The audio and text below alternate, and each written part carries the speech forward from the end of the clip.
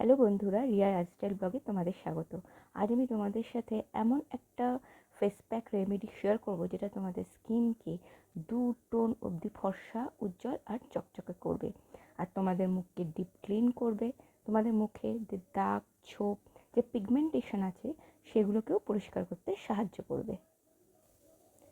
এবার চলো দেখে নিই এই ফেস প্যাকটা তৈরি করতে কী কী লাগছে। প্রথমে লাগবে একটা আলু। হ্যাঁ বন্ধুরা, তোমরা তো জানো আলুর মধ্যে ব্লিচিং প্রপার্টি থাকে, যা আমাদের স্কিনকে প্রাকৃতিকভাবে ব্লিচ করে। তাই একটা আলুকে খানিকটা গ্রেডার দিয়ে গ্রেট করে নিতে হবে। নিয়ে সেই আলুর রসটা এখানে আমাদের লাগবে। আর বাকি আলুটা তোমরা নষ্ট করো না, ওটাকে তোমরা ভেজে বা তরকারি দিয়ে দিয়ে খেয়েও নিতে পারো।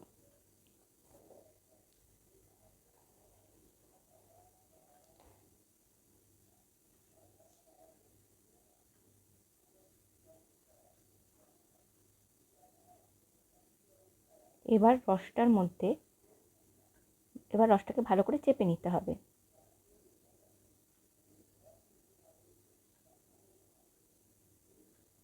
এবার ওতে দিতে হবে 1 চামচ চালের গুঁড়ি।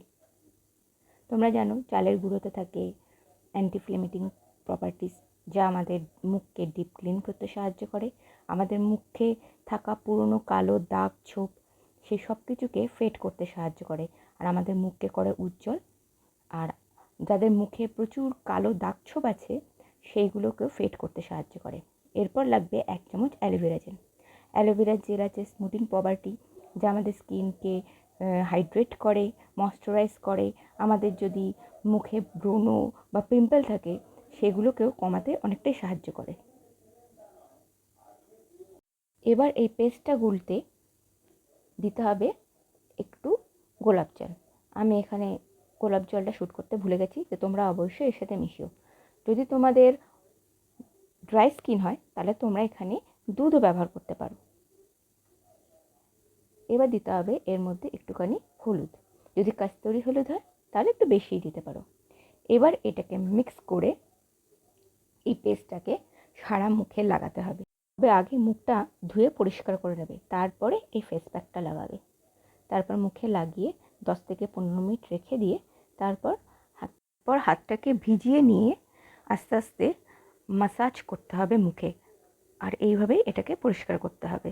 তবে খুব বেশি জোরে জোরে ম্যাসাজ করবে না, তাহলে কিন্তু মুখে র্যাশ বেরিয়ে যাবে। এরপর মুখটা ধুয়ে ফেলে যদি দিনের বেলা করো তাহলে একটা ময়শ্চারাইজ লাগাবে, তারপরে সানস্ক্রিন লাগাবে। আর যদি রাত্রিবেলা করো তাহলে অবশ্যই নাইট ক্রিম লাগিয়ে শুয়ে পড়বে। পরের দিন সকালে উঠে দেখবে মুখ কতটা সুন্দর, ঝকঝকে, তকতকে এবং ফর্সা হয়ে গেছে। তাহলে বন্ধুরা, আজকের ভিডিওটা এখানেই শেষ করছি। তোমাদের যদি আমার এই ভিডিওটা ভালো লেগে থাকে তাহলে আমার ভিডিওটাতে একটা লাইক দিও। আর যদি আমার পরের মেকআপ টিপসগুলো মিস না করতে চাও তাহলে অবশ্যই আমার চ্যানেলটাকে সাবস্ক্রাইব করে রেখো। আর যদি ফেসবুক থেকে দেখো তাহলে অবশ্যই আমার পেজটাকে ফলো করে রেখো। আর আমার ভিডিও নিয়ে যদি কোনো মতামত থাকে তাহলে সেটা অবশ্যই কমেন্টে জানিও। ভালো থেকো, সুস্থ থেকো, দেখা হবে নতুন একটা ভিডিওতে।